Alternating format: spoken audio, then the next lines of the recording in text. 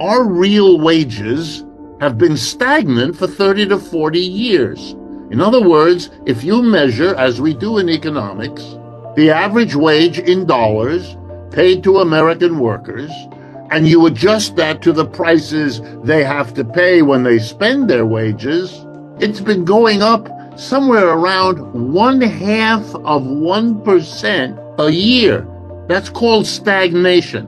That means your wage isn't going anywhere. By the way, in contrast, the average real wages in the People's Republic of China have quadrupled over the same 30 years. If you want to understand why the government in China is secure, why it is powerful, why economic growth there is celebrated, I just gave you the statistic. Their average wage quadrupled.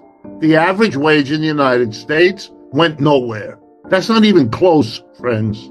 And if you didn't know that, since everything I'm telling you is easily verifiable in 1,000 government statistics, then you understand what I mean by denial. We are therefore experiencing in this country an extraordinary deepening of inequality. At the end of World War II, the United States was less unequal than European countries.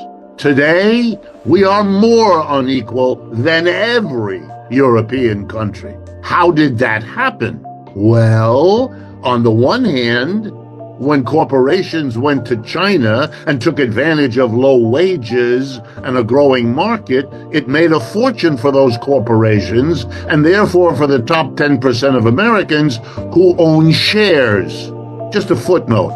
The top 10% richest Americans own 80% of the stocks and bonds. They did well. The rest of us, we are experiencing a declining empire, which those at the top don't want you to think about. They're managing it quite well. We cannot. That inequality, together with the inflation, gives you Mr. Trump's victory and the bitterness and divisiveness that is suffusing this economy. And still, nobody willing to face these realities or to speak about them. Let me conclude by telling you that this is important to understand not only as our past and not even only as our present, but also in our future. This denial, this refusal to face the realities of the economy we have and that is shaping our lives and even more those of our children, promises us frightening near future. Mr. Trump won the election because he positioned himself with dramatic gestures, the sort favored by Madison Avenue advertisers. And the two gestures were, "I am the great protector." Mr. Trump understood, far better than the Democrats, that people feel attacked, undermined, frightened, scared, worried for themselves and their children, as well they should be. They glimpse fearfully where things are going. They want to be protected from it all. So he put himself forward as the great protector. And his two images were walls, the image of a protector. He's going to put a steel wall at the southern border to protect us against the invasion of the immigrants. And then he's going to put another wall, a tariff wall, to protect us against the evil Chinese. Very powerful images, very successful. But in terms of economics, total incoherent nonsense. It's impossible, and it's a bad joke. And the whole world is watching. And while it's watching this bad joke unfold, the gap between the United States and the G7 on one hand, and the People's Republic of China and the BRICS on the other, deepens. The United States' effort to stop, block, undercut China have failed. Been doing it now for 15 years. started big time under Obama. It doesn't work. And so the question is, what? Do you keep doing it?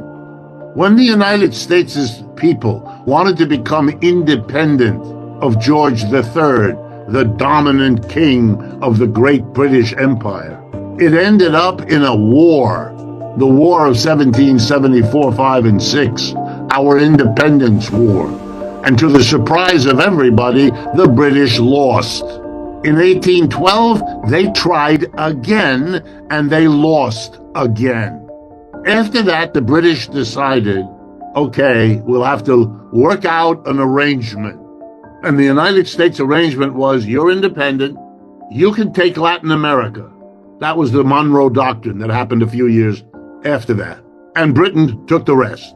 Asia, Africa was theirs. They avoided a war after that for a century. What will the United States do? Continue its denial of what's going on? Threaten, as they have, China with war, despite the fact that China has nuclear weapons and the Russians do too, and they are now allied in good part because of the United States?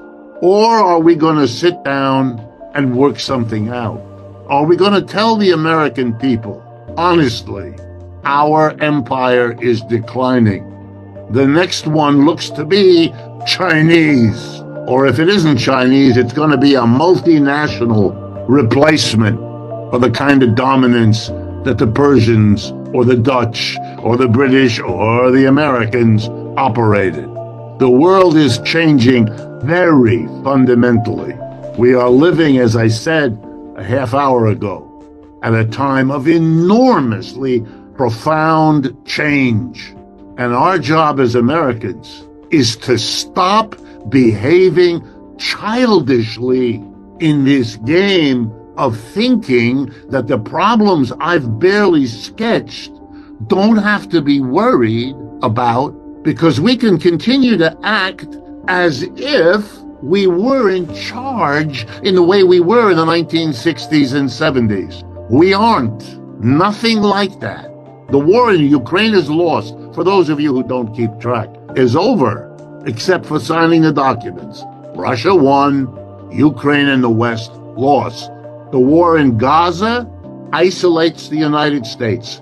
Indeed, what historians will say when they look back on this time will be that the United States undertook to isolate and neutralize the dangers after World War II. First in the Soviet Union, then in China, then in the global socialist world, nowadays in what are euphemistically called authoritarian societies. But the end result of the plan to isolate the rest of the world going through these efforts was to isolate the United States itself.